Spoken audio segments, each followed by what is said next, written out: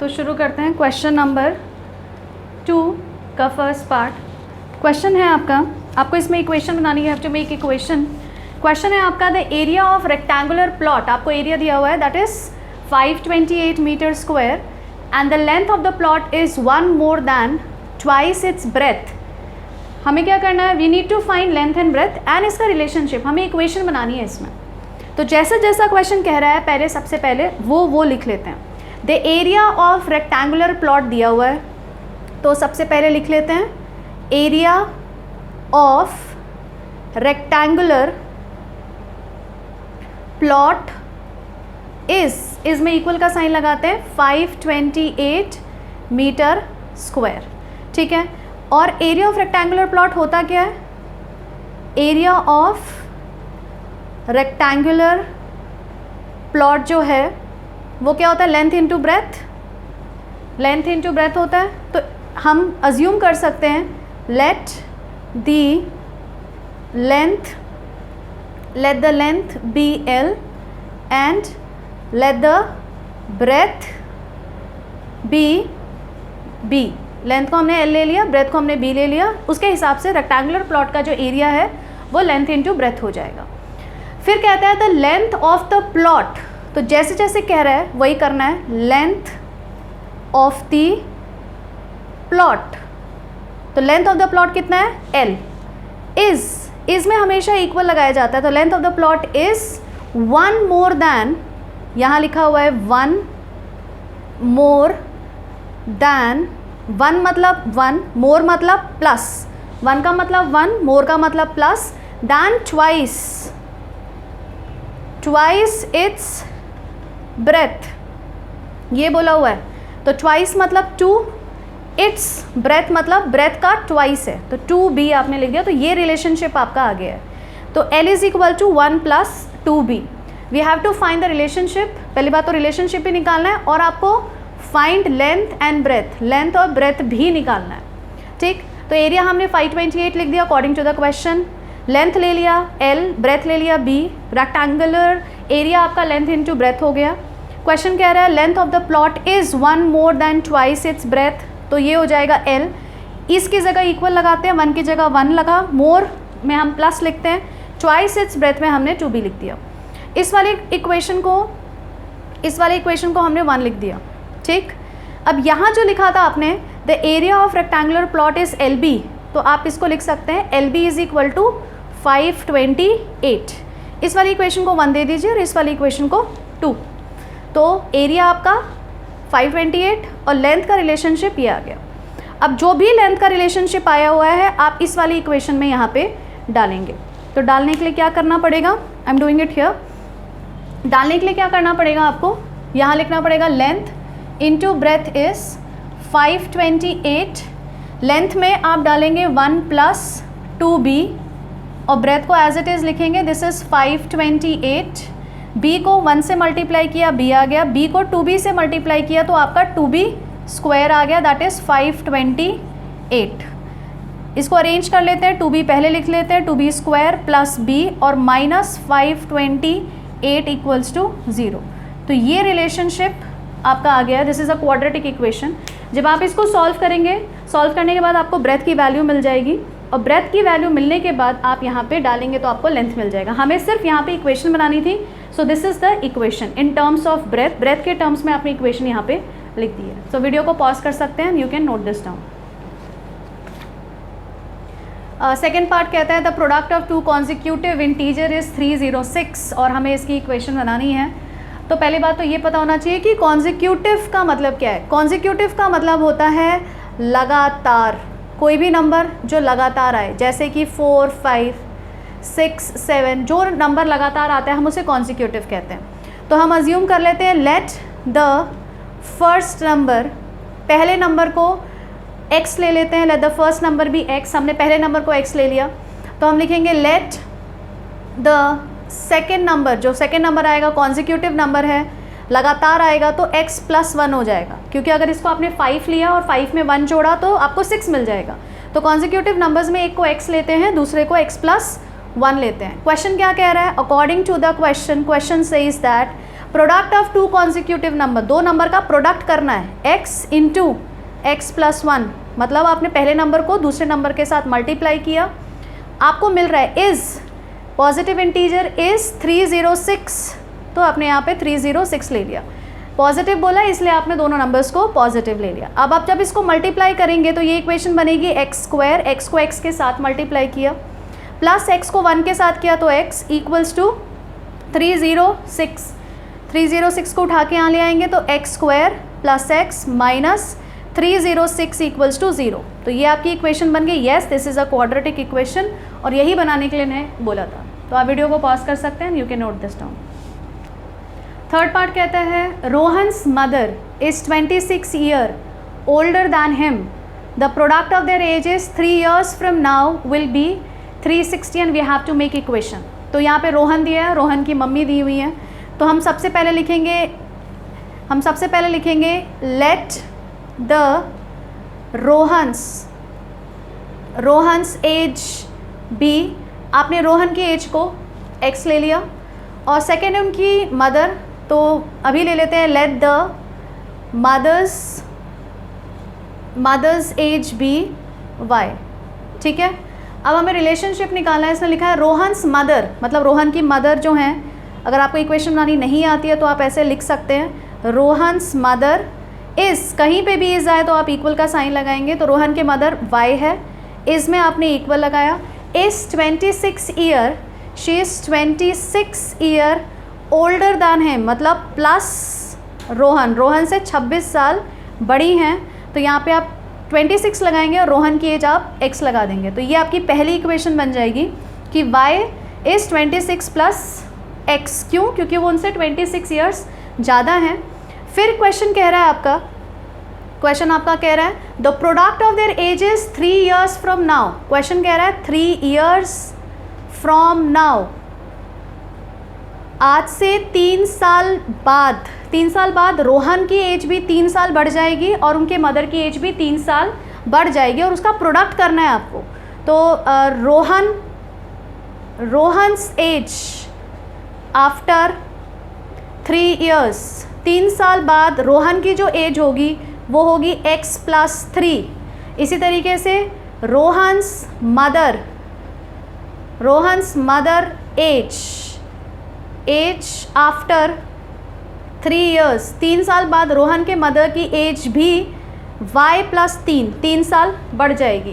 Question कह रहा है आपको प्रोडक्ट लिखना है, product of their ages 3 years from now will B, तो आपने प्रोडक्ट लिखा, ये लिखा आपने रोहन की एज, ये है रोहन की एज, और रोहन के मदर की एज होगी y प्लस 3, ये है रोहन एंड ये है रोहन की मदर का प्रोडक्ट किया आपने, दोनों को मल्टीप्लाई किया, विल बी, कहीं पे भी इज़ विल वर आता है तो हम इक्वल का साइन लगाते हैं, विल में आपने इक्वल का साइन लगा के 360 के बराबर किया। अब जो भी y की वैल्यू आपको पहले मिली हुई है आपको सिर्फ यहाँ पे वैल्यू डालनी है और इसको सॉल्व करना है, तो x प्लस 3 आप मल्टीप्लाई करेंगे, y की वैल्यू में आप डालेंगे 26 plus x plus 3 equals to 360। क्या किया हमने, यहाँ पे y की जो वैल्यू क्वेश्चन नंबर 1 ये इक्वेशन 1 में 26 प्लस x थी, तो हमने यहाँ पे 26 प्लस x डाल दिया, ये बना आपका x प्लस 3, और यहाँ आ गया 29 प्लस x इक्वल्स टू 360। इसको इंडिविजुअली मल्टीप्लाई करेंगे तो आपको एक इक्वेशन मिल जाएगी। जब हम इसको मल्टीप्लाई करेंगे तो यहाँ पे x प्लस 3 है और आप मल्टीप्लाई कर रहे हैं 29 प्लस x इक्वल्स टू 360, तो x को इसके साथ मल्टीप्लाई करेंगे तो ये बन जाएगा 29x प्लस x का स्क्वायर। आपने क्या किया, x को पहले 29 के साथ 29x, फिर x को x के साथ तो x स्क्वायर आ गया। सेकंड आप क्या करेंगे, 3 को 29 के साथ मल्टीप्लाई करेंगे तो ये हो जाएगा आपका 87, और 3 को x के साथ तो ये हो जाएगा 3x that is equal to 360। ठीक, अब इसे अरेंज कर लेते हैं अकॉर्डिंग टू द पावर। सबसे पहले x स्क्वायर लिख लिया, फिर 29 और 3x है आपके पास, 29x एंड 3x, जब आप इसको ऐड करेंगे तो आपको मिलेगा 32x, और 32x के बाद यहाँ 87 माइनस 360 इक्वल्स टू 0, इसको उठा के यहाँ ले आए, आप इसे लिख सकते हैं x² प्लस 32x माइनस, क्योंकि 30 इसमें माइनस का साइन है, तो ये कितना हो जाएगा, कितना हो जाएगा ये 3, this is 3, 2 and equals to 0, आपका हो जाएगा 273 equals to 0। This is your quadratic equation, और इस यही क्वाड्रेटिक इक्वेशन आपसे पूछी थी। ये लास्ट पार्ट है सेकंड क्वेश्चन का, इससे एक्सरसाइज आपकी ख़त्म हो जाएगी। क्वेश्चन कह रहा है the train travels a distance of 480 kilometre at a uniform speed, if the speed had been 8 kilometre per hour less then it would have taken 3 hours more to cover the same distance। तो question में सबसे पहले distance दिया हुआ है 480 और आपको बोला हुआ है कि एक यूनिफॉर्म स्पीड के साथ ये ट्रैवल कर रहा है। तो आपकी जो इक्वेशन होती है स्पीड की, दैट स्पीड जो होता है that is actually distance upon में टाइम। ठीक, तो हम क्या कर लेते हैं, टाइम का रिलेशनशिप ले लेते हैं, time is equal to distance upon speed. ऐसा हमने क्यों किया, क्योंकि क्वेश्चन में एक्चुअली आपसे पूछा हुआ है कि स्पीड निकालनी है, तो स्पीड के टर्म्स में ही आपको इक्वेशन लिखनी पड़ेगी। ठीक है, अब डिस्टेंस ट्रैवल कितना है, डिस्टेंस ट्रैवल्ड बाय ट्रेन, आपके पास यहाँ ट्रेन है और डिस्टेंस ट्रैवल आपका 480 किलोमीटर है। तो ओरिजिनली देखा जाएगा जो टाइम इनिशियल टाइम है, क्योंकि यहाँ पे लिखा हुआ है यूनिफॉर्म स्पीड के साथ ये ट्रैवल कर रही है, तो यूनिफॉर्म स्पीड को भी ले लेते हैं, let the uniform speed of train be, आपने यूनिफॉर्म स्पीड को ले लिया x। अब इनिशियली कहा हुआ है कि जब वो यूनिफॉर्म स्पीड से चल रही है तो टाइम उसने t लिया, मतलब 480 अपॉन x, इनिशियली इतना है। ये आपकी पहली इक्वेशन है। सेकंड कह रहा है if the speed had been, अगर स्पीड आपकी 8 किलोमीटर कम होती, स्पीड अगर आपकी 8 किलोमीटर कम होती तो इस it would have taken 3 hours मोर, अगर आपकी स्पीड कम होगी तो 3 घंटा आपको ज़्यादा लगेगा। तो नया टाइम जो है, new time, this is old time, जो न्यू टाइम है वो है कि 3 घंटा, न्यू टाइम जो है that is 480 upon x minus 8। क्यों किया माइनस, क्योंकि यहाँ लिखा हुआ है if the speed had been 8 kilometre per hour less, 8 जो ओरिजिनल था उससे 8 किलोमीटर पर आवर अगर आपकी स्पीड कम होगी तो जो टाइम है वो 3 घंटा ज़्यादा लगेगा। चलिए, ये आपका नया टाइम है, ये वाला आपका पुराना टाइम है। यहाँ पे डिनोमिनेटर आपका x है, यहाँ पे डिनोमिनेटर आपका x माइनस 8 है। सपोज़ करते हैं कि जो आपकी ये x की वैल्यू है, इमेजिन करते हैं कि चलो ये 10 है, तो ये अगर आपका 480 अपॉन 10 आता है तो आंसर आपका 48 आता। ठीक, अब यहाँ पे क्या हो गया, 480 10 माइनस 8, तो आंसर आ जाएगा 480 अपॉन 2, तो ये वैल्यू आ जाएगी 240। अब 240 बड़ा है या फिर 48 बड़ा है, ऑब्वियसली 240 बड़ा है। तो डिनोमिनेटर में कभी भी सब्ट्रैक्ट किया अगर जाता है, when ever you subtract in denominator, तो ये वाली वैल्यू आपकी ज़्यादा हो जाती है।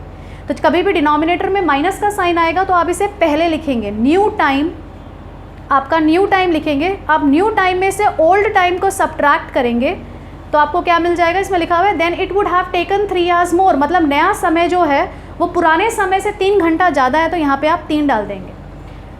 कैसे करेंगे इसे, क्योंकि जो नया समय है, नए समय को आप कैसे लिखेंगे, t ओल्ड प्लस 3, 3 घंटा ज़्यादा लग रहा है उसे पुराने वाले समय से। तो क्या किया हमने यहाँ पे लिख दिया t new is equal to t old plus 3, तो ये इक्वेशन क्या बन जाएगी, t new minus t old equals to 3, यही वाली इक्वेशन है ये जो हमने यहाँ पे लिखी। तो जब भी डिनोमिनेटर में सब्ट्रैक्ट करते हैं आप उसे आगे लिख दीजिए, डिनोमिनेटर को वैल्यू जब कुछ भी नहीं है, जब इसमें ना तो ऐड किया ना सब्ट्रैक्ट किया, उसको आप पीछे लिख दीजिए, और जो भी वैल्यू लिखी हुई है उसको आप पीछे लिख सकते हैं। तरीका क्या था, जो भी क्वेश्चन में लिखा हुआ है, क्वेश्चन में लिखा है it would have taken 5 hour more, 6 hour more, 10 hour more, तो आपने ओल्ड टाइम में 3 जोड़ा और उसे न्यू टाइम के बराबर कर दिया, तो new time is 3 plus the old time. तो इक्वेशन आपकी t new minus t old equals to 3 बन गई। ठीक, तो यहाँ पे जो पुराना टाइम था, आपका नया टाइम है that is 480 upon x minus 8, और जो आपका नया टाइम है that is 480 upon x equals to 3। I hope आपको ये इक्वेशन समझ में आई है। बाई चांस इक्वेशन समझ नहीं भी आती है तो आप क्या करेंगे, डिनोमिनेटर जिसमें माइनस का साइन है उसे आप पहले लिखेंगे, डिनोमिनेटर जिसमें प्लस का साइन हो या फिर सिर्फ नॉर्मल x है तो उसको आप पीछे लिखेंगे, एंड इक्वल टू जो भी वैल्यू दी होगी 3, 4, 5, 10 उसको आप पीछे लिख देंगे। इस इक्वेशन को सॉल्व करने के लिए, अब थोड़ा इजी करने के लिए 480 को हमने कॉमन निकाल लिया क्योंकि दोनों जगह है। यहाँ लिखा 1 upon x minus 8 minus 1 upon x equals to 3, यहाँ से 3 और ये वाला पार्ट कैंसिल हो सकता है, दिस इज़ 160 आ गया। अब आपको यहाँ पे क्या करना है, एलसीएम लेकर सॉल्व करना है। अब आपके पास 160 यहाँ पे आ गया है, यहाँ पे एलसीएम लेना है, तो 1x minus 8 minus 1 upon x equals to 1। LCM लेते हैं इसका।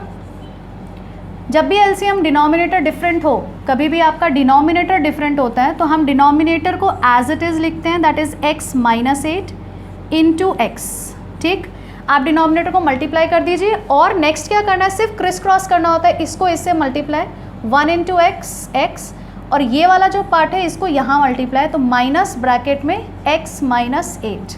दोबारा बता रही हूँ मैं, कभी भी डिनोमिनेटर अगर आपको एलसीएम लेना नहीं आ रहा है तो आप क्या करेंगे, सिर्फ डिनोमिनेटर को मल्टीप्लाई कर देंगे। यहाँ हमने डिनोमिनेटर को मल्टीप्लाई कर दिया, मल्टीप्लाई करने के बाद जो भी पार्ट इस तरफ है, पहले इस वाले को यहाँ ऊपर मल्टीप्लाई करेंगे इसके साथ, फिर साइन लगाएंगे, प्लस है तो प्लस, माइनस है तो माइनस, और उसके बाद x माइनस 8 को इसके साथ यहाँ पे मल्टीप्लाई कर देंगे। ब्रैकेट ज़रूर लगाएंगे क्योंकि बीच में माइनस का साइन है, ब्रैकेट नहीं लगाएंगे तो आंसर गलत आएगा। तो 160 आप ब्रैकेट खोलिए, x माइनस एक्स प्लस 8, और अगर आपने ब्रैकेट नहीं लगाया होता तो आप इसको माइनस 8 लेकर चलते, लेकिन आंसर में प्लस 8 है। नीचे वाले को आप मल्टीप्लाई कर सकते हैं, x square minus 8x equals to 0, x से x कैंसिल, इसको मल्टीप्लाई कर लीजिए, ये आ जाएगा आपका 1 2 4, एक मिनट, दिस इज़ 0.812, और ये जो चीज़ है ये यहाँ पे ऊपर जाके मल्टीप्लाई हो जाएगा, so this is x square minus 8x। 1280 को उठा के यहाँ लाएंगे तो 0 is equal to x square minus 8x minus 1280, तो ये बन गई आपकी equation. So this is your quadratic equation. इससे ये फर्स्ट एक्सरसाइज कंप्लीट होता है। वीडियो को पॉज करके आप इसे लिख सकते हैं।